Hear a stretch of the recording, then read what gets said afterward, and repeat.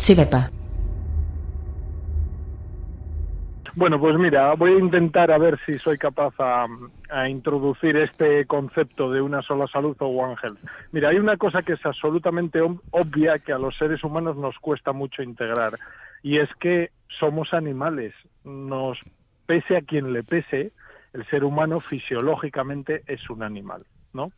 Entonces, parece que vamos por la si los animales fueran una cosa y nosotros otra distinta, y no es así.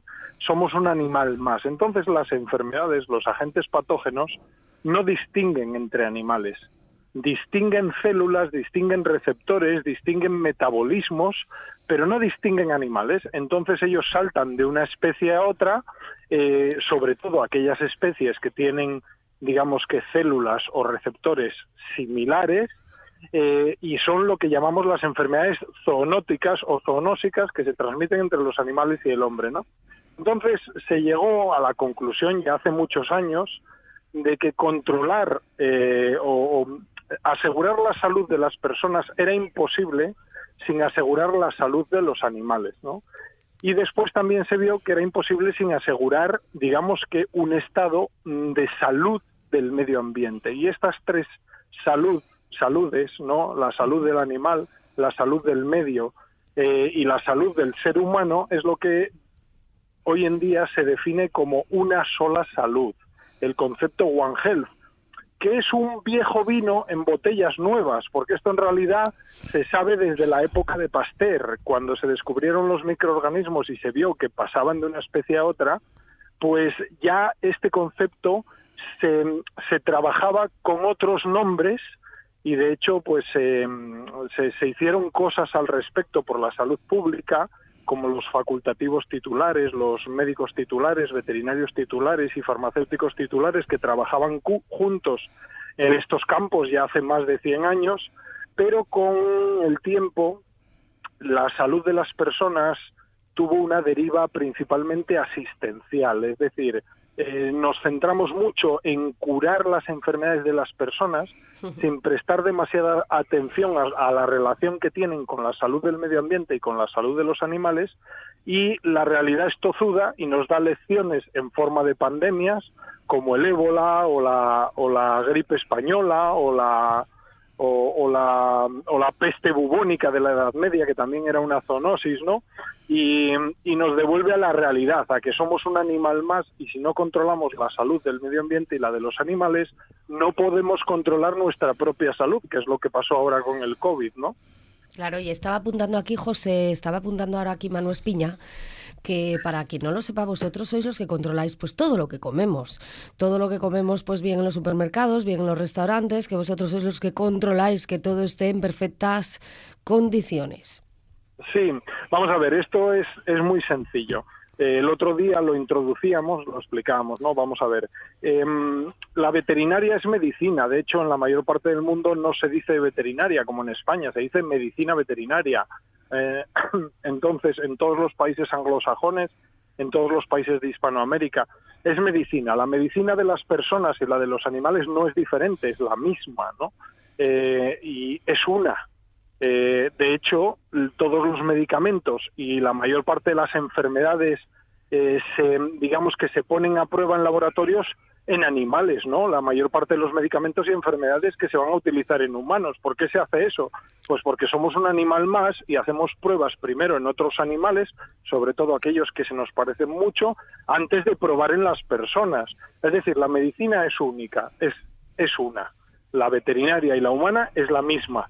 Lo único que hay es una diferente especialización, ¿no? La medicina humana se especializa en una especie, que es un primate superior, que es el ser humano, y la veterinaria en el resto de animales, ¿no? Entonces, ¿qué pasa? Que los animales son nuestro alimento. Nosotros comemos pescado, comemos carne, o producen nuestro alimento. Comemos huevos, comemos leche, o transforman nuestro alimento. O sea, el café de civeta es un café que se produce a partir de las heces de una civeta, de un animal, ¿no? O contaminan el alimento, los alimentos que están almacenados en los silos o en cualquier tipo de almacén se pueden contaminar por aves, por roedores, por insectos, y así podríamos seguir. Entonces, la medicina animal es la medicina que está más relacionada con los riesgos que los alimentos nos pueden transmitir, sobre todo las enfermedades zoonósicas. Y es por eso que el veterinario es el médico de la salud pública, es la principal profesión de la salud pública, ¿no? Y esto enlaza directamente con lo que estábamos hablando de One Health. Por ejemplo, en la Unión Europea ya se están dando cuenta y están empezando a utilizar este punto de vista, ¿no? Solo cuando se trabaja de forma integrada, los médicos veterinarios y los médicos de humana trabajan de forma integrada, conjunta, en lo que se llama One Medicine o una sola medicina, y a su vez trabajan con profesiones que están relacionadas con la salud medioambiental y con muchas otras cosas, ¿no? Como la psicología, la sociología, la economía, todo ese núcleo trabajando junto integrado es el que de verdad puede combatir las amenazas que hay hoy en día, las pandemias, la pandemia que tenemos y las que se prevén que pueden ocurrir, solo se pueden combatir de esa forma integral. Y esto que estoy diciendo puede sonar un poco rollo, pero lo mejor para entender las cosas es un ejemplo, ¿no? Por ejemplo, en el año 2014 hubo un brote de ébola grandísimo, el más grande de la historia, ¿no? Y este brote de ébola se produjo a partir de unos animales, de unos murciélagos en África. Ya sabéis que el ébola es terrible, por allí por donde se contagia la mortalidad es altísima, por hemorragias, es una enfermedad con una alta mortalidad muy dura, ¿no? Y sin tratamiento prácticamente porque es un virus. Y vamos a ver, ¿qué ocurrió ahí? Ahí ocurrió que las poblaciones del lugar empezaron a invadir zonas de la selva que antes por las que no andaban, y a cazar animales que no cazaban habitualmente.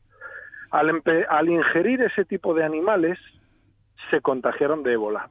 Y ese contagio de ébola se trasladó al resto de la población de África, incluso llegó a Europa. Acordaros de España, de aquel, me parece que era no sé si era un sacerdote que trasladamos a España en avión, aquel perro que se tuvo que sacrificar por culpa de que convivía con una persona que se contagió de ébola, ¿no? Entonces, ¿esto qué significa? Significa, primero, que somos un animal más, que si no controlamos las enfermedades animales, no podemos controlar las enfermedades de los seres humanos. Pero significa también que los cambios sociológicos de la población y las agresiones al medio ambiente, entrando en sitios donde habitualmente no entrábamos, acabando con las zonas vírgenes de las selvas, causando desequilibrios en las poblaciones de animales, lo que hacen es que determinados agentes patógenos que nunca habían entrado en contacto con los seres humanos, de repente entran en contacto con los seres humanos, con una especie que puebla el planeta de punta a punta, con 8.000 millones de habitantes, y se transmiten como la pólvora, y son dificilísimas de controlar. Y como ejemplo, el COVID, que es una enfermedad que se va a quedar con nosotros probablemente para siempre, ¿no? Y que salió en un punto muy concreto a partir de un animal y con otro animal intermediario, y que ocupó todo el planeta, porque somos una especie que está superpoblando el planeta y que además nos movemos mucho y contactamos mucho unos con otros. No sé si explico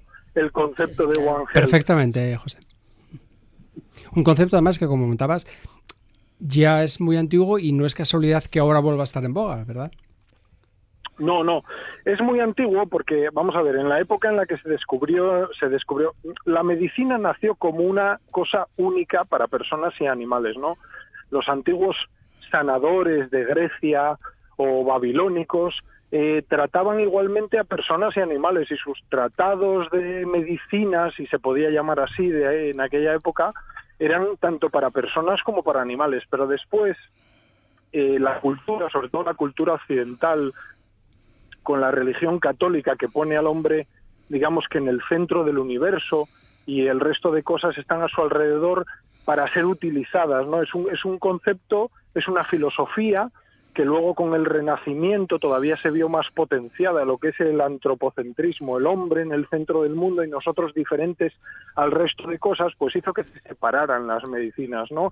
Y por un lado iba la medicina animal o veterinaria y por otro lado la medicina humana, pero a raíz del descubrimiento de los microorganismos, que eran como agentes causales de las enfermedades, se vio que los mismos microorganismos afectaban al hombre y a los animales, ¿no? Y entonces las medicinas volvieron a evolucionar de forma convergente y se volvieron a encontrar. De manera que en las facultades de veterinaria yo la mitad de mi carrera los estudié con libros de humana, de fisiología humana, de patología médica humana, etcétera, etcétera. Y cuando se experimenta, como decíamos antes, un fármaco nuevo o se experimenta con un virus para ver qué puntos débiles tiene, pues se hace con animales en los laboratorios, ¿no? Entonces esto ya es muy antiguo y empezó muy bien, hará unos 150, 200 años, empezó muy bien, empezaron uniéndose las medicinas y con farmacología, con farmacia, para hacer lo que sería el núcleo, el embrión de lo que hoy se llama One Health. Pero luego hubo una deriva asistencial, probablemente porque aquí todo influye, ¿no? Y a nivel político, pues vamos a ver, los políticos trabajan para ser reelegidos la mayor parte de las veces y lo hacen vistas a 4 años, ¿no? Entonces tú cuando mejoras la medicina asistencial, pones un aparato nuevo de resonancia, aumentas el número de cirujanos, pues las colas se reducen y eso es muy visual, la gente lo capta, lo ve y repercute, da un rendimiento electoral, ¿no? Cuando tú haces una mejora de salud pública, vas al núcleo del asunto, a lo verdaderamente importante, al origen de las cosas, los beneficios se ven 15, 20, 30 años vista, pero la rentabilidad es grandísima y los beneficios para la población son brutales. Lo que pasa que el rendimiento electoral no lo es tanto, claro. Y probablemente por eso durante los últimos... Sí, perdón. No, que como no se ve, ¿no? No se ve de esa misma manera. Palpa, ¿no? Claro, no se palpa. Es decir, la salud pública tiene una maldición, ¿no? Y es que solo se ve cuando falla. Entonces siempre existe la tendencia, la tentación de no invertir, porque total, pues como el daño por no invertir se va a ver 20 o 30 años más tarde, pues yo termino mi legislatura y no pasa nada, ¿no? Pero ¿qué pasa? Que cuando el daño llega, el daño es incalculable, es brutal. Pues lo estamos viendo con el COVID, ¿no?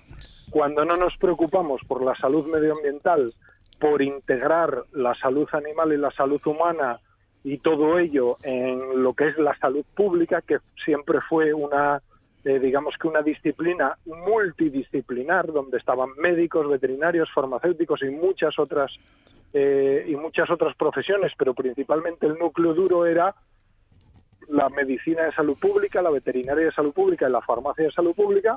Pues cuando no nos esforzamos en reforzar eso y en integrarlo, al cabo de X años, 20 años, 30 años, 15 años, pues tenemos un disgusto como el que tenemos ahora. Uh-huh. Y si os fijáis, como os puse antes en el ejemplo del ébola, el coronavirus es una cosa muy similar, ¿no?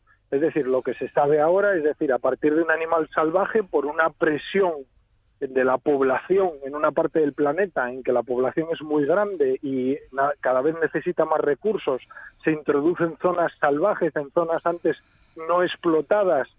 A partir de ahí, un virus salta de especie y afecta a toda la población. En este caso afectó a toda la del planeta. Ahora que alguien haga cálculos de cuánto nos cuesta el COVID, cuánto nos costó, cuánto nos costará y cuánto costaría que no hubiera pasado.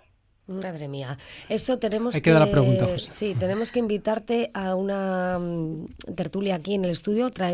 Invitamos a Celso Roces, a nuestro economista que ha estado hoy al inicio del anuncio con nosotros, y ahí se analiza todo. ¿Qué te parece, José? Me parece muy buena idea. Estoy a vuestra disposición. Bueno, siempre que esté por allí. Nosotros, sabes que contamos contigo, que lo explicas fenomenal. Veterinario, sistema de salud público, que es una reivindicación que tienen de siempre, que son mucho más importantes de lo que algunos se piensan o asocian, y que esperamos volver a tenerte con nosotros aquí el próximo lunes para seguir contándonos cosas tan interesantes como las de hoy. Bueno, cuando queráis, es un placer, a vuestra disposición. El placer es nuestro, José. Buenas Gracias, noches. José, buenas noches.